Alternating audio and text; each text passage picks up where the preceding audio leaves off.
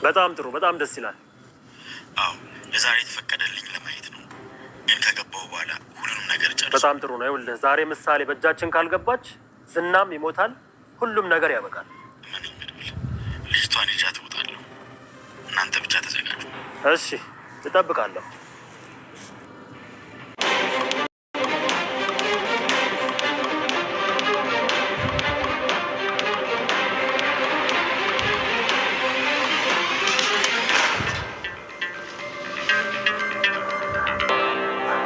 መድብል ጋር ልወስድሽ ነው፣ እንዳትፈሪ እሺ?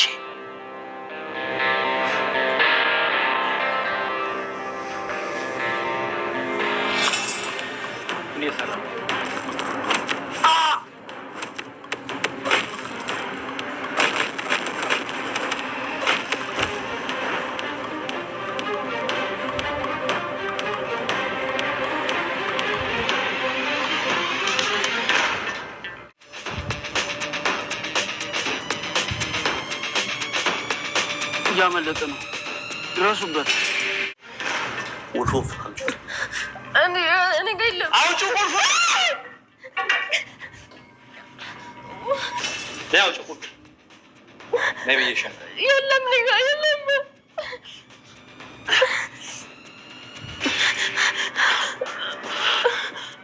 ታውጪ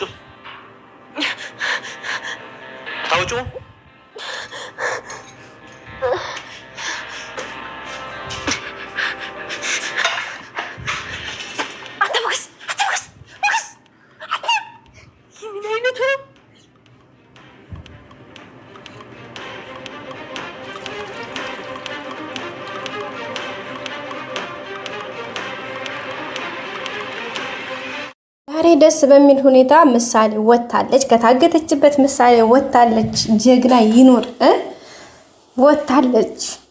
በዛም ተባለ በዚህ እንግዲህ መድብል ጓደኛውን አግኝቶ እንግዲህ ከጓደኛው ጋር በመሆን ያኛው ከጓደኛው ጋር ሄዶ እንግዲህ ከማለትን ላንች ላግዝሽ ነው መድብል ልግ ያዝልሽ ልግደልልሽ ብሎ ሄዶ ምሳሌ ያለችበትን ቦታ እንዲያሳዩትና መጀመሪያ ቸክ ማድረግ እንዳለበት ከተስማማ በኋላ ቀጥታ ምሳሌ ይዛሃዳ ማለት ካሳየችው በኋላ ምሳሌ ጋር ከሄደ በኋላ እንግዲህ ምሳሌን በጆሮ አጠጋ ብሎ መድብል ጋር ወስድሽ ነው እንዳትፈሪ ነበር ያላትና እሷም እንግዲህ በፈገግታ ደስ ብላት ነበር እሺ ያለችው። ከዛ በኋላ ይሄ ምሳሌን የሚጠብቃት ልጅ ምን እያልክ ነው ብሎ ነበር እንደ መገላመጥ ሊል ሲል እንግዲህ ይሄኛው ተዘጋጅቶ ስለሆነ መጀመሪያ የገባው በቴስታ እንግዲህ ሆዱን ብቻ በቃ ተለያየ ቦታ ከመታው በኋላ ያኛው ተዘረረ ማለት ነው። እንግዲህ ምሳሌን ይዞ ወጥቷል። ግን ያኛው እዛው ተኝቶም ቢሆን ደውሎ ግብረ አበሮቹ ተናግሯል። የተናገረውም እንግዲህ ሰውየው ይዞት አምልጧልና ያዙት የሚል ነበረ። በነገራችን ላይ በር ላይ ይዘውታል መተዋል ማለት ነው። ግን ይምጡ እንጂ እነዚህ ምንም ጭራሽ ሊያግቱት አይችሉም። ይሄ ሰውየው በጣም ኃይለኛ በቃ መድብል ድጋሚ መድብል ተወልዶ በሉት ጋይስ እና በጣም ጀግና ኃይለኛ ስለሆነ እንግዲህ እነዚህን አንዱን በግራ አንዱን በቀኝ እንደሚጥላቸው አንጠራጠርም። ከዛ በኋላ ምሳሌን ይዟት ይወጣል። ከዛም እንግዲህ መድብል ጋር ዛሬ ትገናኛለች ማለት ነው። መድብል እንግዲህ በጣም እያሰበ እየተጨነቀ ነበረ። የሚገርማችሁ ወደ ቤት መግባት ለራሱ ፈርቶ እንግዲህ ቅድስቲ ጋር የሚለው ነገር ሲጠፋበት እንግዲህ የሰከረ ሰው ሆኖ ነው የገባው። ግን እኮ አልሰከረም ጋይስ። አይታችሁ ከሆነ ሲያወራ ስሬስ ሆነው ወሬው ላይ ኖርማል ነው ማለት ነው። አልሰከረም። ግን የሰከረ መስሎ ነው ቀጥታ የሄደው። ከዛም በኋላ እንግዲህ ቀጥታ በካልቾ ብሏቸው ነው የሄደው። እና ቅድስቲም እንግዲህ ምግብ ምናምን ብትለው አረ ምንም የለም በቃ ተሸነፍኩኝ ምናምን ብሎ የተወሰነ ደግሞ እሷን አሞጋግሶ ከዛ በኋላ ሄዶ ነው የተኛው።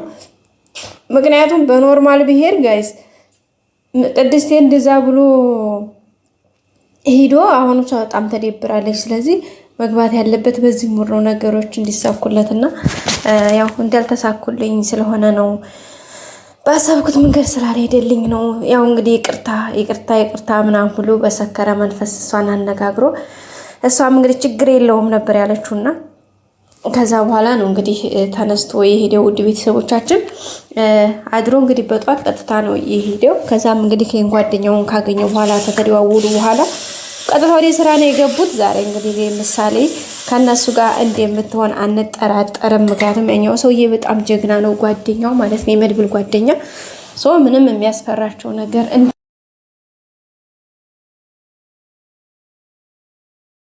እርግጠኝነት የሁላችንም ሀሳብ እንደሚሆን አንጠራጠርም ማለት ነው። እና እንደዛ እላችኋለሁ ውድ ቤተሰቦቻችን። ካሁን በኋላ ያላቸው እንግዲህ ችግር የለውም። በቃ ምሳሌ ከተፈታች መድብል ደግሞ አሁን ጓደኛ አግኝቷል። ትልቁ ነገር ጓደኛ ማግኘቱ ነው። ብቻውን ስለሆነ ነበረ ነገሮች በጣም የከበዱበት። ሞገስም እንደምታዩት ሞገስ ደግሞ ያዋቃል። እንደ ዛሬ አናዶኝ አያውቅም። እውነት ማለት ነው። እንደ ዛሬ አናዶኝ አያውቅም ነው የምላችሁ ጋይስ። ምክንያቱም እንዴት ዝናን ይፈታል?